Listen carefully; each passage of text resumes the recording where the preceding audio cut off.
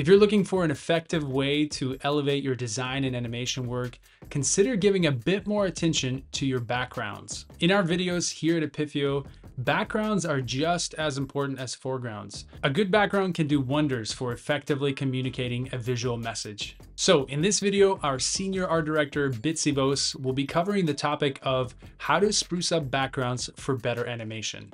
Enjoy.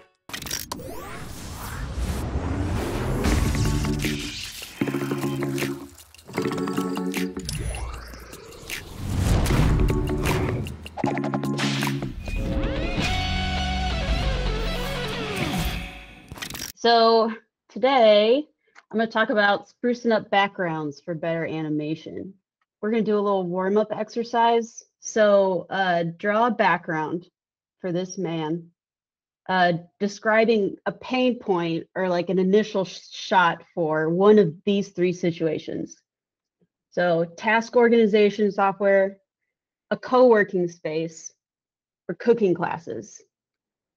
So I don't know, 10 minutes, 5 minutes.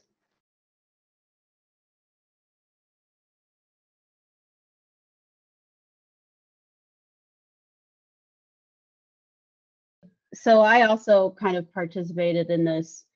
And the things I was kind of thinking of is obviously the storytelling and what could be possibly animated in the background that's not, too obvious. So here's my co-working space. Task management. Got him overloaded calendar, unkempt, a precarious stack, a cake. I'm a big fan of like trying to get away with something absurd in my backgrounds. Extra floor mess, overflowing trash. I kind of wanted to try and get this like swarming circle like from all angles. Oh, this is my co-working space. I've got a mess carry through that leads you to this little kid who's kind of like balled up. I imagine she doesn't need too much animation. She could just be scribbling with her hand. A child. Off-screen shenanigans, business on top, party on bottom. And then a ball. Great chance for another animation to kind of like come in and really further disruption. Cooking. I got smoke kind of taking up, trying to lead the eye over. Head scratch using cooking utensil, very bad form. This guy needs cooking classes. Hamburger clock, I don't know. Why not? The old stack of Tums, trash can full of takeout, food everywhere, and then just takeout in the corner. Did you do all three of those in 6 minutes? Maybe 10 last night. Oh, gotcha. I didn't just do this. No. Gotcha. I had to animate them. I was about to be like, what? So leading the eye is really important in backgrounds. And since we're American, we typically read left to right. This illustration has like just tons of leading lines. We've got the plants kind of making this arc. We've got the window spotlighting him. We've got this little, I don't know the context of this. I imagine he's like drawing, but we've got this arc pointing back into the character. We also have this hook light that kind of, you follow the lines back to this guy. You could just keep going in. Like all the lines point to this man, which is great. It's a great way to like help your audience look at the correct thing in a short amount of time. So I took this video. It's actually a really nice video. You should look it up. But as far as leading lines go and telling a story, this shot, my favorite is that you immediately have this like tension line between her and her car. It's literally dividing her and her car without Oh, don't know how to go back without being like an actual line. I love when those are employed. That's kind of where your eye wants to look. And of course, there's no right way for the first, wherever your eye looks first, that's where your eye looks first, no right way. But it kind of leads me to the orange and the color shapes. So we've got this nice little triangle. If you wanted to start from the top, we've got a leading line, which then curves around the shadow and back towards the middle. So this has a lot of really good examples of like, you know, the eye continues to move around the image. And this is just good design and art in general. Good practice is you want the eye to keep moving. You don't want it to get stuck any certain place. I think this is such a good image. So the eye starts here, color, we follow through. Shape, we've got a nice diagonal to her earrings that are orange and circles, which then kind of goes to the other one and down and back around to make a beautiful Z, which kind of like hinges around the corner and back up. We've got psychologically, both of these ladies' hands are pointed towards the main character, which is just, I mean, that is just beautiful. It's just psychologically and visually, it's just like, obviously both their tension is on this lady. And bonus, woo, we get a halo.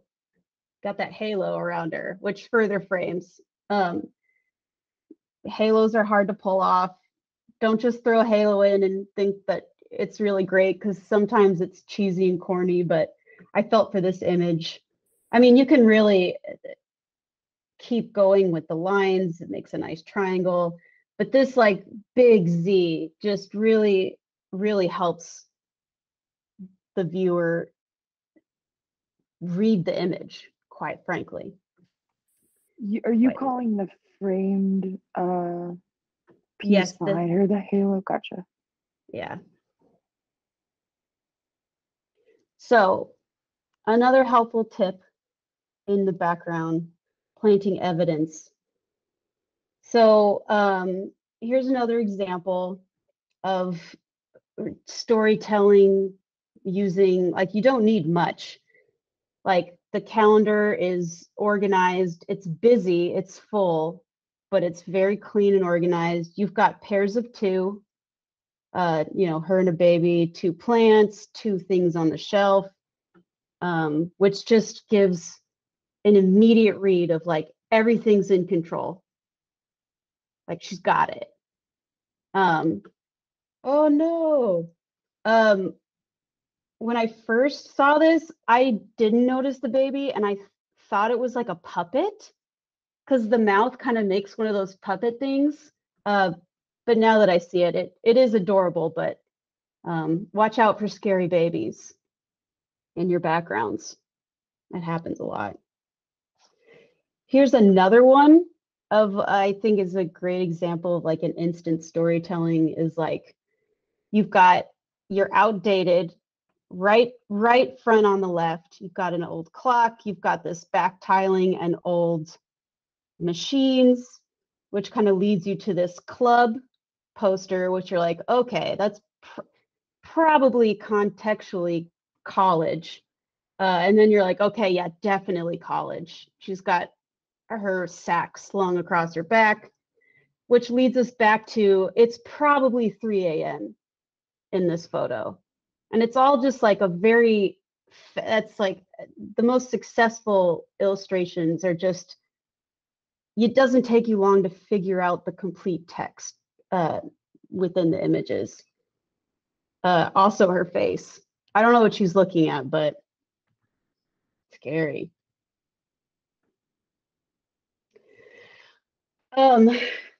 This image, obviously it's like one of those stock images, but it's very interesting to me because I don't necessarily think this is trying to be kind of a nefarious image. but like you've got this room, there's no tech in it, like it's an old clock. Everyone's wearing just black suits. They're in a big city. It's 7 p.m. perhaps, like it's after work. Whether or not they meant that to happen or not, they set the clock at that time. It's very sterile and secretive. Like you don't even see the window. It's just the backsplash of a window. So this is kind of a, I don't know the context of the illustration, but it really matters on like kind of how you set your scene and the feeling you give off, even though like there are really just 4 elements in the background and color and costuming. So you're saying that's like a bad well, I can't example.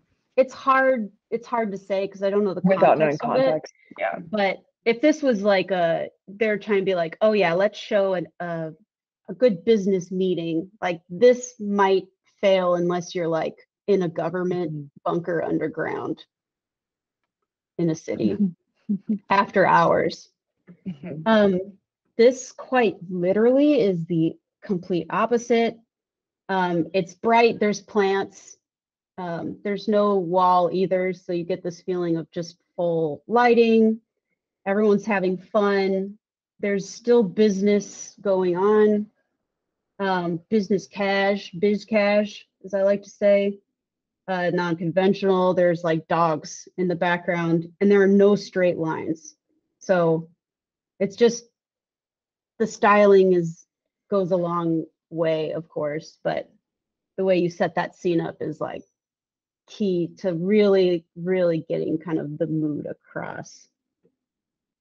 And another thing is everything's on the table, and here you don't see anything on the table. That's another like kind of subconscious like little clue.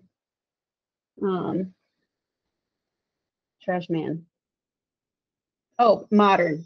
They've got like 3 types of tech on the table: phone, iPad, laptop.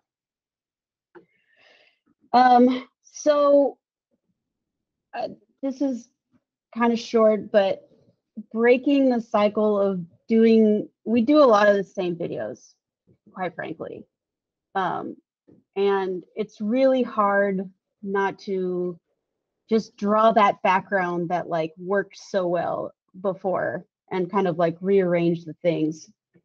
So things that I like to do to kind of like get my mind set away from the typical is I love looking at this, like these sheets of just furniture.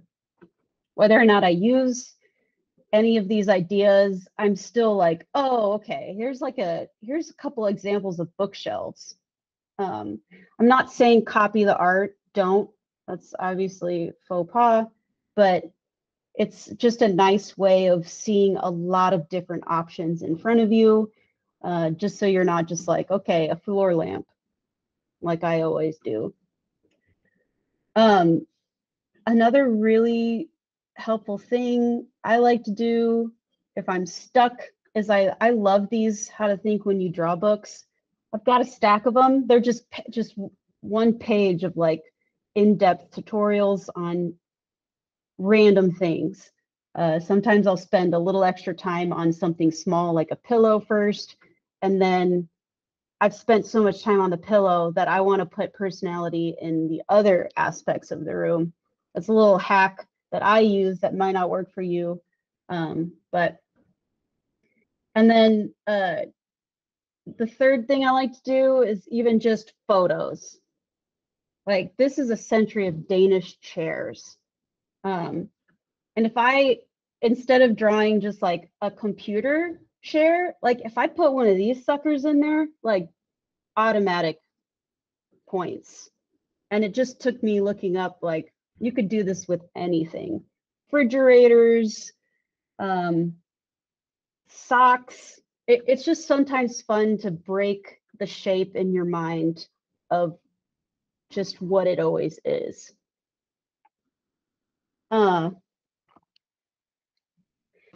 Another thing, when I'm feeling a little sterile in in my backgrounds. I search images with lots of adjectives. Obviously, like if you just searched bar, you would probably get this somewhere. But I mean, this right here is just like, there's so much information. You've got like you've got maybe a bartender's face glued on right here. There's like a shark on the wall, stained glass. There's just a lot of personality in this photo that like, this is just Sharpie on strips of paper slapped onto the back. Like, it's just, you don't get more personality than these kinds of images. Not that we're ever animating bar scenes, but for me, it kind of helps put me, if I kind of look at this like overly saturated background full of like really fun things, but sometimes I'm like reminded of how people tend to be. I already said that. Lastly, something that I really need to employ more is kind of like using more of these standard kind of grids. I mean, they've been used since the dawn of time to tell stories. Just these guides. Obviously, you know the rule of thirds and the Fibonacci spiral. Vanishing point and landscape depth is important.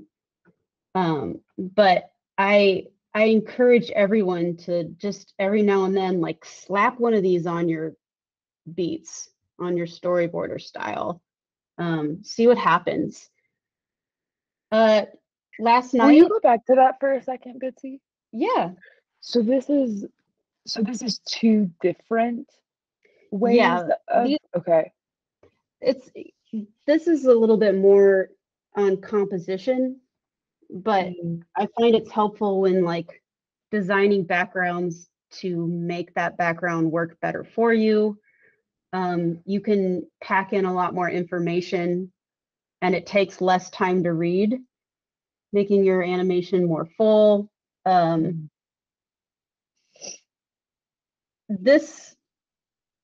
Yeah, you can just search any like composition guides. You can squares that are aligned. Again, this is just a good design.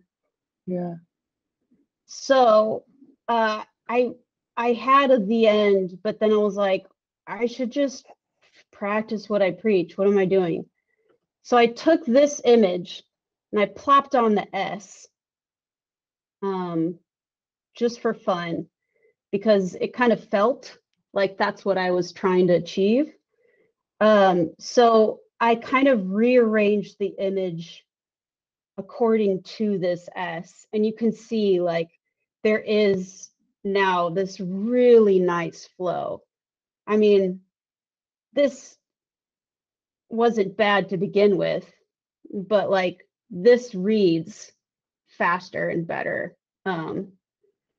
If I wanted to really knock it over the head, I would do color along this S to like further exaggerate the point. And bonus accidental line of disconnect. So bring it all the way back to the beginning. That was not on purpose, but for this software on task management, it's nice because he's actually, there's this like void of disconnect between him and the calendar, which like adds a little bit of that psychology that, you know, everyone craves so deeply. So yeah, again, just it's not too much. You know, I meant to add a scene on a section on kind of like setting up your pain point to be reorganized at the end as well. So I've intentionally made this like a big mess, and I should have tried and redrew the like solution where everything is nice and organized. But I will say it's very satisfying when you set up the pain point and you like solve that pain point in the end using the same scene.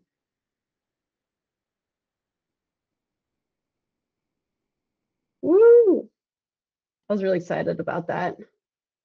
Oh, very excited about that. The end. Well, there you have it, folks. You should now have a few more tools under your belt for elevating backgrounds. I know I certainly do. Look at this cool grappling dummy I added.